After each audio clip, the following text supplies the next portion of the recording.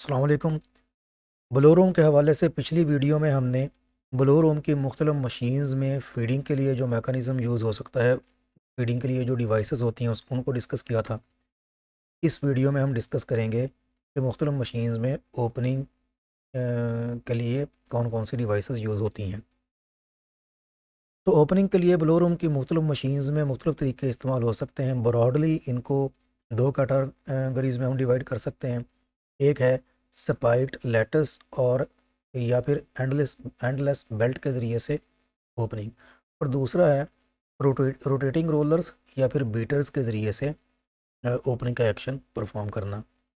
तो one by one हम discuss करते हैं। जो स्पाइक्ड लैटिस और एंडलेस बेल्ट के ज़रिए से ओपनिंग होती है, उसमें इस तरह की एंडलेस बेल्ट होती है जो कि बार्स पे मुश्तमिल होती है। ये जो पट्टियाँ सी हैं, इस तरह की बार्स होती हैं जो कि या तो लकड़ी की हो सकती हैं या फिर एलुमिनियम की बनी हुई बार्स होती हैं। इनके ऊपर स्टील की पिंस होती हैं जो कि यहाँ पे नज़र आ रही हैं। तो ये एंडलेस बेल्ट जो है ये घूमती है, और इस तरीके से ये जो पिंस हैं वो फाइबरस मटेरियल या फाइबर्स को अपने साथ ले जाती हैं। ये जिस मशीन में लगी होती है एंडलेस बेल्ट, ये एक एंगल के ऊपर लगी होती है और ये नीचे से ऊपर को मूव करती है। जैसे कि यहाँ पे इस मशीन की ये इमेज में आप देख सकते हैं कि ये एक स्पाइक्ड लैटस है, और इस तरीके से इंक्लाइंड तरीके से ये इंस्टॉल होती है मशीन के अंदर। और ये इसके साथ एक और रोलर लगा होता है, स्पाइक्ड रोलर है। इन दोनों के कम्बिनेशन के जरिए के साथ मटेरियल की ओपनिंग हो रही होती है। तो यहाँ से आप देख सकते हैं कि जो फीड मटेरियल है उसको वो अपवर्ड मूव करता है at an angle. Spikes take fibres with them. At the top of the lattice there is a counter rotating spiked roller. के टॉप ऑफ द लेटेस्ट के ऊपर एक स्पाइक्ड रोलर होता है, और it opens the material further and opening depends on. और ये जो स्पाइक्ड रोलर है, जिसको कि इवनर रोलर भी यहाँ पे कहा गया है, ये इसके साथ कम्बिनेशन में काम करता है और मटेरियल को फर्दर ओपन करता है। एक तो ओपनिंग यहाँ पे हुई कि यहाँ पे ये बेल्ट्स हैं, लेटिसेस हैं, ये मटेरियल को फीड लेटिस मटेरियल को फीड कर रही है, और यहाँ पे ये फीड मटेरियल ये जो पिंस हैं ये इनको अपने साथ लेके जा रही हैं। तो एक ओपनिंग तो यहाँ पे परफॉर्म हो रही है और दूसरी ओपनिंग फिर यहाँ पे परफॉर्म होगी। तो ये जो इवनर रोलर है, ये स्पाइक्ड रोलर है, इसका और इस लैटिस का जो आपस का डिस्टेंस है ये इस तरीके से एडजस्ट किया जाता है जितनी हमें ओपनिंग रिक्वायर्ड हो। तो अगर फाइबर का टफ्ट जो है वो इस गैप से पास ना हो सकता हो तो वो दोबारा वापस यहाँ पे गिर जाता है, और फिर दोबारा नए सिरे से उसको लैटिस उठा के ऊपर ले जाती है। और जब तक ये जो फाइबर के टफ्ट्स हैं वो रिक्वायर्ड साइज़ में नहीं आ जाते तब तक वो यहाँ से मटेरियल पास नहीं होता। तो इस तरीके से ये जो काउंटर रोटेटिंग इवनर रोलर है इसके और ये जो एंडलेस बेल्ट है इसके दरमियान जो अपोजिंग स्पाइक्स का एक्शन होता है, इसके ज़रिए से मटेरियल ओपन हो रहा होता है। तो ये जो ओपनिंग एक्शन है ये डिपेंड करता है कि इसकी इंटेंसिटी डिपेंड करती है कि डिस्टेंस बिटवीन द लैटिस और रोलर कितना है, स्पीड रेशियोज़ क्या हैं दोनों रोलर की और बेल्ट की, फिर स्पाइक की डेंसिटी क्या है कि स्पाइक्स की डेंसिटी इन डिवाइसेस के ऊपर कितनी है, इसके ऊपर नीडल्स कितनी हैं, ये जो स्टील नीडल्स लगी हुई हैं, और फिर स्पाइक जो रोलर है उसके ऊपर स्पाइक की डेंसिटी क्या है, टोटल वर्किंग सरफेस क्या है दोनों डिवाइसेस की। तो इनके ऊपर इसकी ओपनिंग का एक्शन डिपेंड करेगा। Spiked lattice give gentle action to the fibres even when settings are intensive, यानी इसमें जो ओपनिंग इंटेंसिटी है वो उसकी शिद्दत कम रहेगी जितना भी अग्रेसिव एक्शन दे दिया जाए। तो it is used in bale openers या फिर हॉपर फीडर। यूजली इस तरह की जो स्पाइक्ड लेटस है वो या तो बेल ओपनर में होती है या फिर हॉपर फीडर्स में इस्तेमाल होती है। इसके बाद हमारे पास जो नेक्स्ट ओपनिंग डिवाइस है वो है स्पाइक्ड रोलर, यानी ऐसा रोलर जिसकी सरफेस के ऊपर स्पाइक्स लगे हुए हों। जैसा कि यहाँ पे आप देख सकते हैं कि ये एक ओपनिंग रोलर है और इसकी सरफेस के ऊपर ये स्ट्राइकिंग एलिमेंट्स जिनको हम स्पाइक्स कहते हैं जो कि सिलेंड्रिकल फॉर्म में है, राउंड फॉर्म में है, वो नज़र आ रहे हैं। तो these are used in machines which are from start to the middle of the blow room line. इस तरह के जो स्पाइक्ड रोलर्स होते हैं जो कि उनका एक्शन जो है वो जेंटल होता है, तो वो ब्लो रूम लाइन के शुरू में, जैसा कि हमने डिस्कस किया हुआ है कि ब्लो रूम लाइन के शुरू में ओपनिंग एक्शन थोड़ा जेंटल रखा जाता है ताकि फाइबर्स स्ट्रेस में ना आए। तो इस तरह के रोलर्स फिर उन मशीन्स में होते हैं जो कि ब्लो रूम के शुरू से लेके मिडल तक होती हैं।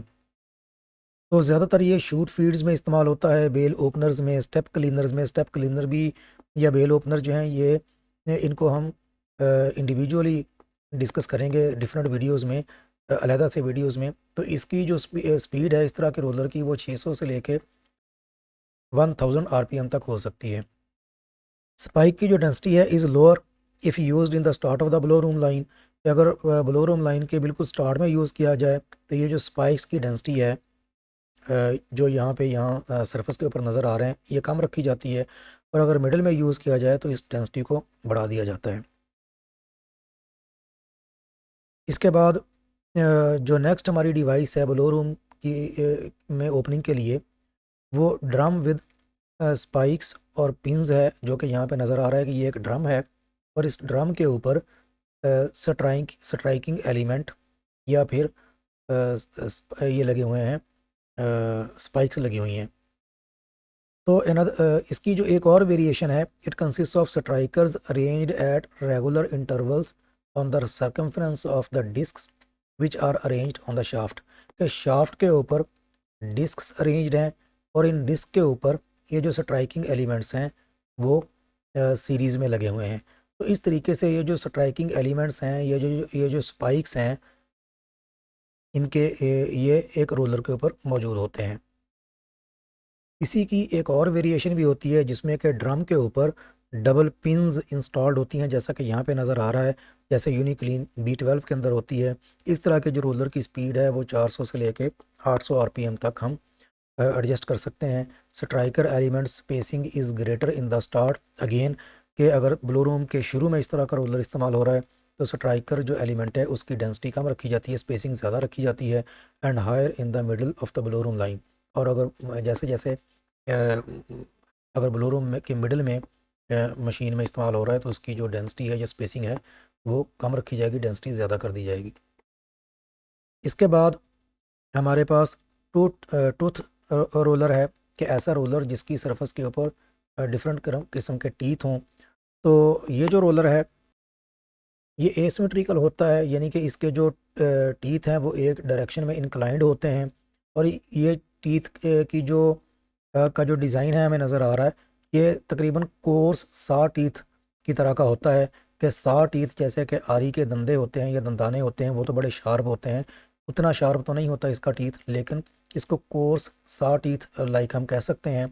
तो इस तरह की डिस्क जो है वो एक शाफ्ट के ऊपर फिक्स की होती है। ऑटोमेटिक बेल ओपनर में वन साइडेड टीथ की बजाय टू साइडेड टीथ असम्बली होती है, क्योंकि इसने दोनों डायरेक्शंस में जो असम्बली है ये मूव करती है, और बेल्स से जो फाइबर्स हैं वो दोनों तरफ मूव करते हुए एक्सट्रैक्ट होते हैं। तो इस तरह का जो रोलर होता है it avoids removal of fibres in strips, strips की फॉर्म में जो रिमूवल ऑफ फाइबर्स है ये नहीं होता। इसके बाद जो नेक्स्ट रोलर है हमारा वो है सा टूथ रोलर और कार्डिंग रोलर। इस रोलर में चूँकि सा लाइक टीथ होते हैं इसलिए इसको सा टूथ रोलर कहा जाता है, और ये ज़्यादातर पहले ये कार्ड मशीन में लिक्विड के तौर पे इस्तेमाल होता था। अब लेकिन क्योंकि जो कॉटन है वो भी काफ़ी डर्टी होती है, और उसके बाद जो जिनिंग है वो भी काफ़ी हार्ड हो गई है, इसकी वजह से जो इम्प्योरिटीज़ हैं फाइबर्स के अंदर वो छोटे छोटे पीसेस में कन्वर्ट हो जाती हैं, तो उनको रिमूव करना ज़रा मुश्किल होता है। इसलिए ये सा टीथ लाइक जो रोलर्स हैं ये ओपनिंग के लिए ब्लो रूम मशीन्स में भी इस्तेमाल होने लगे हैं।